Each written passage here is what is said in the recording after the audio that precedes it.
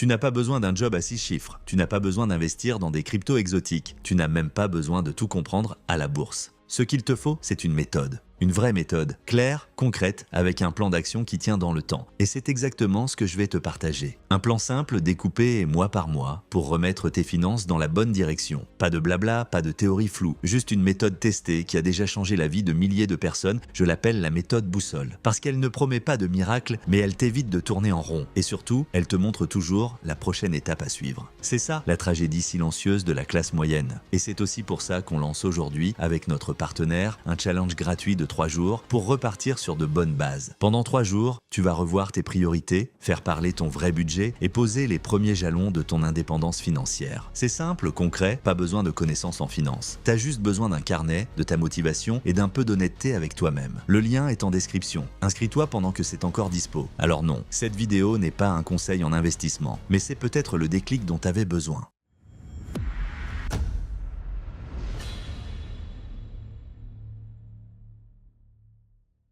Avant de parler d'argent, il faut parler d'un truc plus profond, la peur de voir la réalité. Tu sais, ce moment où tu refuses d'ouvrir ton appli bancaire parce que tu sais que ça va piquer, ou cette facture que tu laisses se traîner parce que on verra demain, c'est ce qu'on appelle l'effet autruche. Quand on enterre la tête dans le sable en espérant que le problème va disparaître. Mais il ne disparaît jamais. Il grossit et il te rattrape. Ce premier mois, tu vas faire l'inverse. Tu vas regarder tes finances dans les yeux, sans triche. Sans honte, juste la vérité. Et pour ça, tu ne vas pas te perdre dans 1000 tableaux compliqués. Tu vas te concentrer sur 4 chiffres, 4 seulement. Je les appelle les corps 4. 1. Ton revenu net. Ce qui tombe sur ton compte après impôts et cotisations. 2. Tes dépenses essentielles. Loyer, courses, factures, transport, tout ce qui te permet de vivre au quotidien. 3. Ce que tu mets déjà de côté. Épargne, investissement, retraite. Même si c'est 10 € par mois. 4. Tes dépenses plaisir, les restos, les sorties, Netflix, ce qui rend la vie plus douce, mais qui peut vite coûter cher. À ce stade, tu veux juste voir clair, pas juger, pas culpabiliser, juste constater. Tu peux le faire avec un tableau Excel, un carnet ou une appli. Mais le plus important, c'est d'y passer une bonne heure, au calme. Comme un bilan de santé. Tu poses tout à plat et tu respires. Tu verras peut-être que tu dépenses plus en livraison qu'en épargne. Ou que tu as oublié un abonnement qui te pompe 10 balles tous les mois. Et c'est ok. Ce que tu fais là, c'est reprendre le pouvoir. Parce que à partir de maintenant, chaque euro va avoir une mission.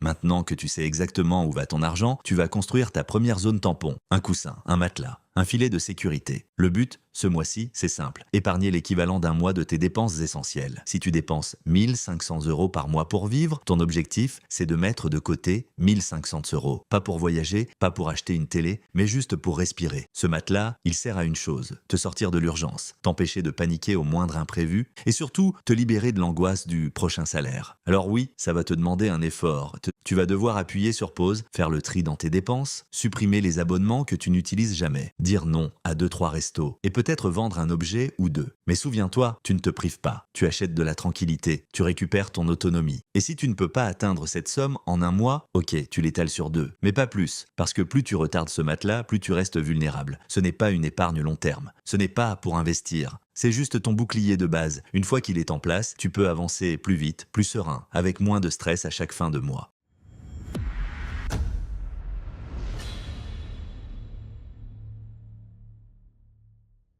Maintenant que tu as ton matelas de base, tu peux souffler un peu. Mais si tu traînes encore des dettes à taux élevé, tu es toujours attaché à un poids qui te tire vers le fond. Et ce mois-ci, l'objectif, c'est de couper cette corde. Tu vas d'abord faire la différence entre 2 types de dettes, celles qui freinent et celles qui paralysent. Une dette immobilière, ok, elle peut s'étaler dans le temps, surtout si les taux sont bas. Un prêt étudiant, ça peut être vu comme un investissement sur toi-même. Mais une carte de crédit à 18%, un paiement en plusieurs fois à 12% chez un marchand, là on parle de dettes toxiques. Ces dettes-là, tu dois les attaquer en priorité. Première étape, tu les listes toutes, tu notes le montant, le taux d'intérêt et le paiement mensuel minimum. Ensuite, tu les classes du taux le plus élevé au plus bas. Et tu fais une cible, tu concentres tous tes efforts sur la première de la liste, tu continues à payer le minimum sur les autres. Mais tout ce que tu peux mettre en plus, tu le balances sur cette dette-là. Tu la démolis. Et quand elle est terminée, tu passes à la suivante. C'est ce qu'on appelle la méthode de l'avalanche. C'est la stratégie la plus rapide, la plus mathématiquement efficace. Et si tu as un peu d'argent de côté que tu n'utilises pas, mieux vaut rembourser rembourser une dette à 17% que laisser dormir ton cash à 2% dans un livret. Une fois les dettes toxiques éliminées, tu pourras reprendre la construction de ton fonds d'urgence. Cette fois, en visant 3 à 6 mois de dépenses essentielles. 3 mois si tu as un job stable, 6 mois si tu es indépendant, entrepreneur ou dans une situation plus incertaine. Ton fonds d'urgence, c'est ton garde-fou, ce qui t'évite de retomber dans le crédit à la moindre galère.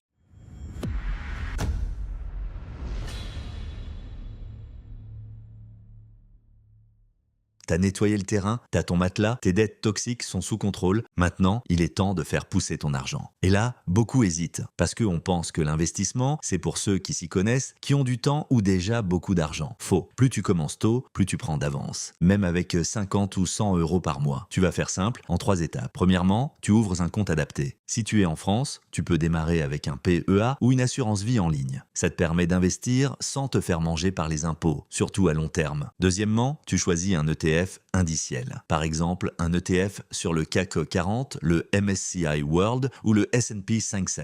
C'est comme acheter un panier entier d'actions en un seul clic. Moins de risques, moins de frais et une performance souvent meilleure que les pros. Troisièmement, tu rends ça automatique. Tu programmes un virement régulier tous les mois comme un abonnement, mais pour toi. Et pendant que tu commences à investir, tu continues en parallèle à finir ton fonds d'urgence. Tu peux faire un 70-30 au départ, 60% pour l'épargne de sécurité, 30% pour les investissements. Puis tu passes à 50-50. Et une fois le fonds d'urgence complet, tu peux passer à 100% sur la croissance. Ton argent ne doit pas dormir. Il doit bosser pour toi, même pendant que tu dors. Et si tu veux un guide pas à pas sur comment choisir ton premier ETF, je t'en parle dans une autre vidéo sur comment débuter en bourse en 2025. Tu la retrouveras sur la chaîne.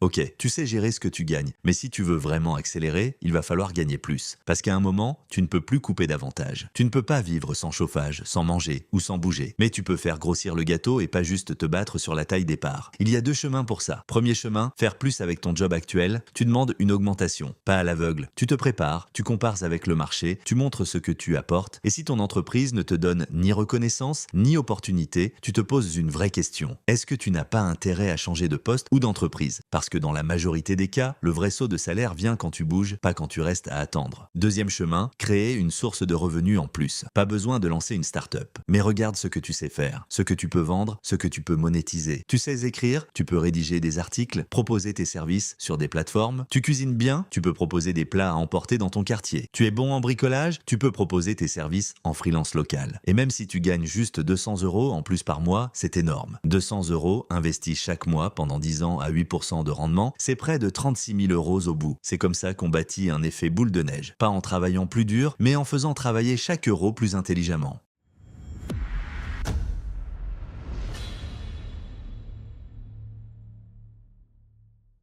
Tu as posé les bases, tu as nettoyé tes finances, bâti un matelas, commencé à investir et peut-être même augmenter tes revenus. Maintenant, il faut sécuriser tout ça. Parce que le vrai danger, c'est pas de faire une erreur. C'est de retomber dans tes anciens réflexes quand la vie devient chaotique. Et crois-moi, la vie devient toujours chaotique à un moment. La solution, l'automatisation. Plus tu relis ton système à ta volonté, plus tu risques de décrocher. Un oubli, un mois chargé, un coup de fatigue. Et ton épargne saute. C'est pour ça que l'étape finale, c'est de supprimer les efforts inutiles. Première action, automatiser tes dépenses fixes. Loyer, facture, assurance, remboursement, tout passe en prélèvement automatique, zéro retard, zéro pénalité. Tu ne veux jamais avoir à y penser? Deuxième action, automatiser ton épargne et tes investissements. Le jour où ton salaire tombe, tu programmes un virement automatique vers ton épargne de sécurité si elle n'est pas encore terminée. Ton compte d'investissement, PEA ou assurance vie. Ton plan retraite s'il y en a un. L'idée, c'est de te payer toi en premier et de laisser le reste pour tes dépenses courantes. Troisième action, compartimenter ton argent. Tu crées un compte séparé ou une carte prépayée pour les plaisirs, les restos, les envies. Tu recharges chaque début de mois. Et quand c'est vide, c'est fini. Pas besoin de réfléchir. Tu ne fais plus ton budget à la main. Tu le vis en temps réel sans t'en rendre compte. Quatrième et dernière action, faire un point tous les trimestres. Tu bloques 1 heure, pas plus. Tu regardes, est-ce que tes revenus ont changé? Est-ce que tes objectifs ont bougé? Tu ajustes